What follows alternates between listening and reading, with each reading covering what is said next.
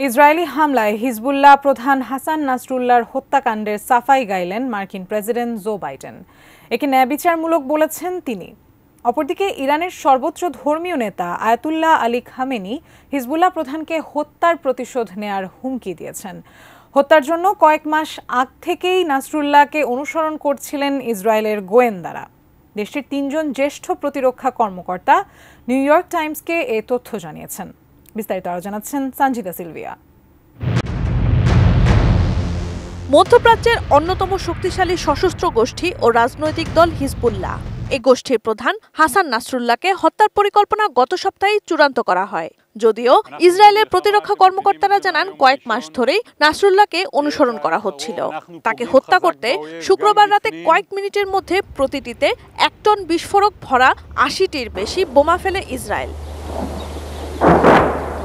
Hezbollah প্রধানের মৃত্যুকে ঐতিহাসিক ঘটনা বলে উল্লেখ করে ইসরায়েলের প্রধানমন্ত্রী বেনিয়ামিন নেতানিয়াহু বলেছেন, এর মধ্য দিয়ে অসংখ্য ইসরায়েলিকে হত্যার প্রতিশোধ নেওয়া হলো। ইসরায়েলের এই খুশিতে তাল মিলিয়েছেন মার্কিন প্রেসিডেন্ট জো বাইডেনও। বলেছেন, হিজবুল্লাহ, হামাস, ইয়েমেনের হুতি এবং ইরানের সমর্থন পুষ্ট অন্যান্য সন্ত্রাসী গোষ্ঠীর হামলা থেকে ইসরায়েলের আত্মরক্ষার অধিকার রয়েছে।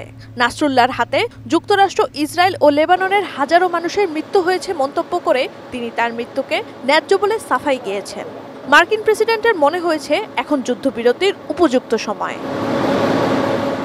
সুস্বাদু বাদাম, তিল আর স্বাস্থ্যকর গ্লুকোজ সব মিলিয়ে প্রাণ পিনাট বার। স্মার্ট কিছু খাও। তবে ইসরায়েলের বিরুদ্ধে লড়াই চালিয়ে যাওয়ার অঙ্গীকার করেছে হিজবুল্লাহ।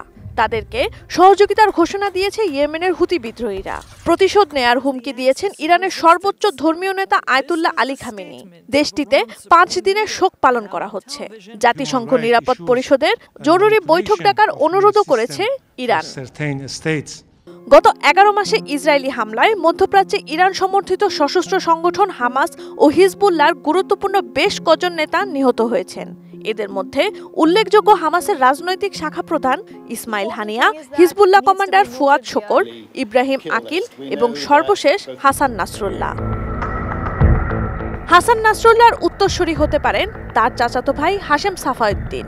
হিজবুল্লাহর নির্বাহী কাউন্সিল এবং জিহাদ কাউন্সিলের প্রধান তিনি। মধ্যপ্রাচ্য পরিস্থিতি আরও অশান্ত হয়ে ওঠার শঙ্কায় উভয় পক্ষকে উত্তেজনা প্রশমনের আহ্বান জানিয়েছে জাতিসংঘ। Sanjida Sylvia, desk report, ATN news.